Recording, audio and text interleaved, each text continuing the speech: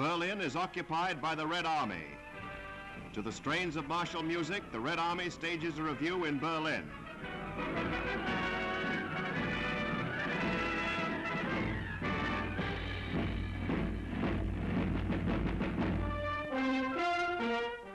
In this headquarters on the 8th of May, the final unconditional surrender has been ratified.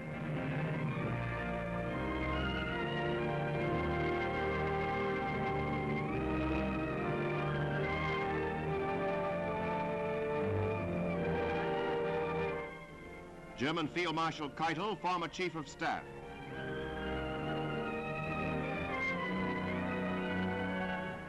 Marshal Zhukov of the Red Army.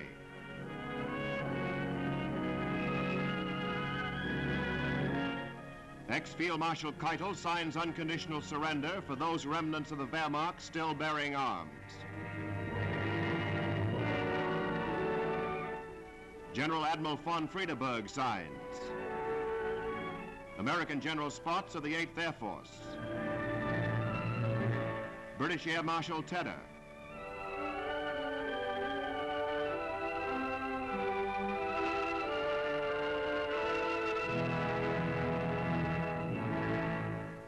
French General de Latte de Tassigny.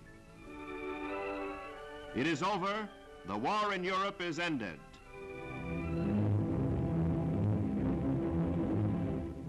In Berlin, the Brandenburg Tor still stands. Amid the ruins, the day's people wander here and there. Battered and shell-swept, the famous Adlon. Not much else remains.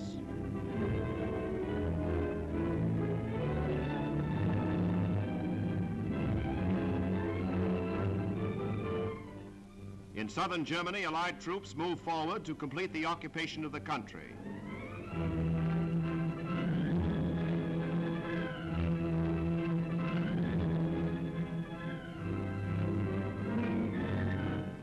The Eagle's Nest at Berchtesgaden, formerly Hitler's mountain retreat.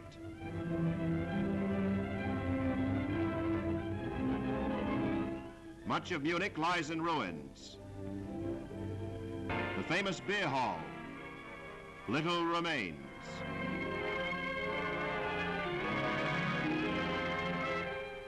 One of the first war criminals is captured, Hermann Goering.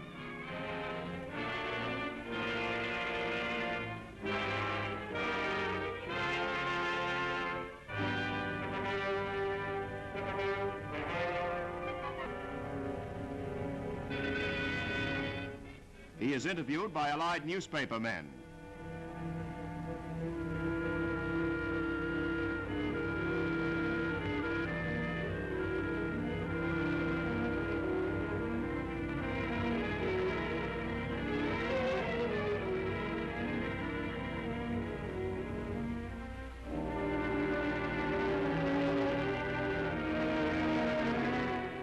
Field Marshal Kesselring, former commander of the German troops in Italy.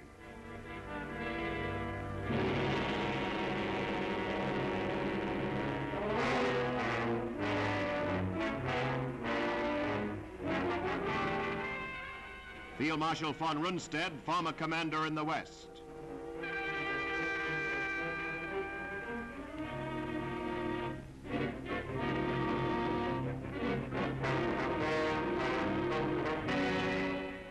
Hermann Frank, former Governor General of Poland, high on the list of war criminals.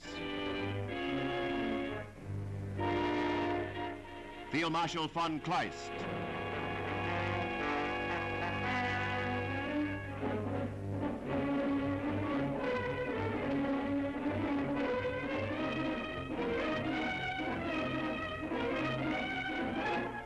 Admiral Horthy, former Regent of Hungary.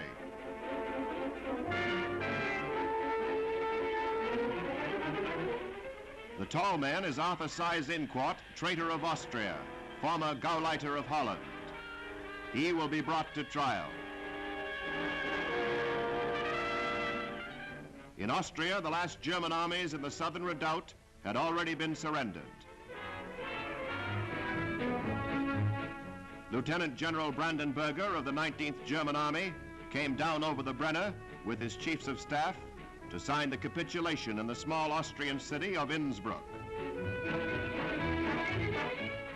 American General E.H. Brooks has ratified another victory.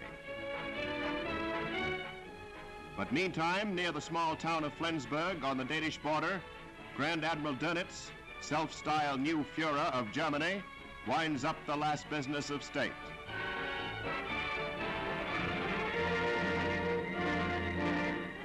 The surrender of his once great U-boat fleet. One by one, they enter British ports and are taken over by men of the Royal Navy.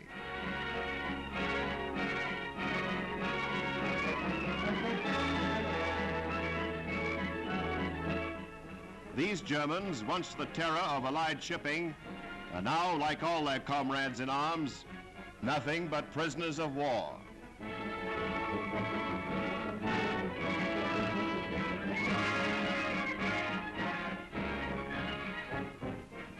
The news of Germany's surrender reaches the people of Brussels 5 years almost to the day after the German invasion of their country.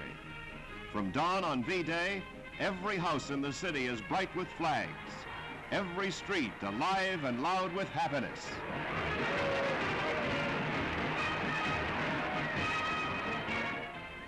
Orange smoke flares, no longer needed for warfare, make effective fireworks.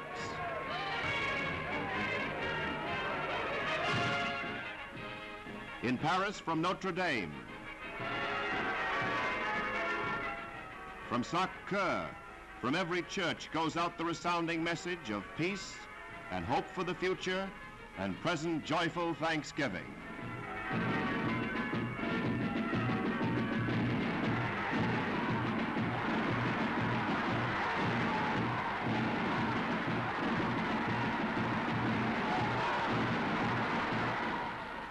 In the Place de l'Opéra,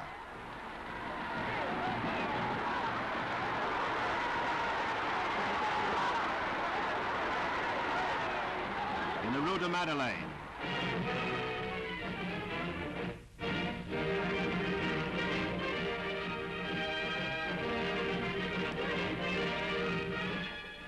while General de Gaulle approaches the Arc de Triomphe to pay homage in the name of the people of France at the grave of the unknown soldier, to pledge that victory, with the memory of those who died to gain it, shall this time and for all time be preserved in peace.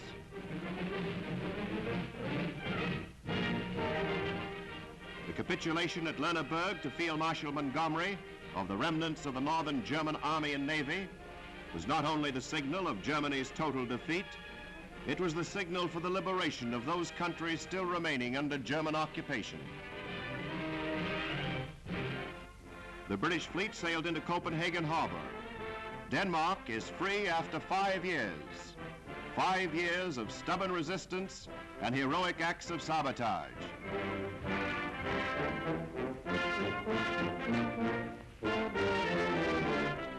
The German cruiser Prince Eugen fell prize to the British Navy.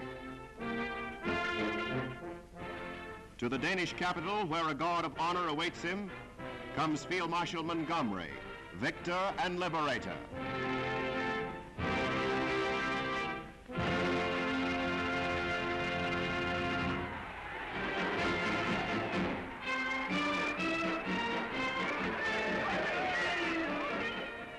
And his reception by the people of the city demonstrates their feeling of deliverance and gratitude.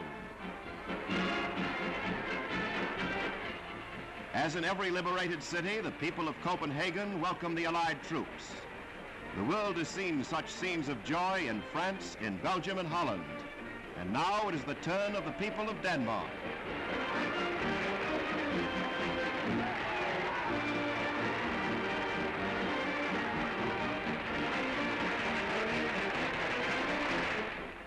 Sheets of music are printed and distributed.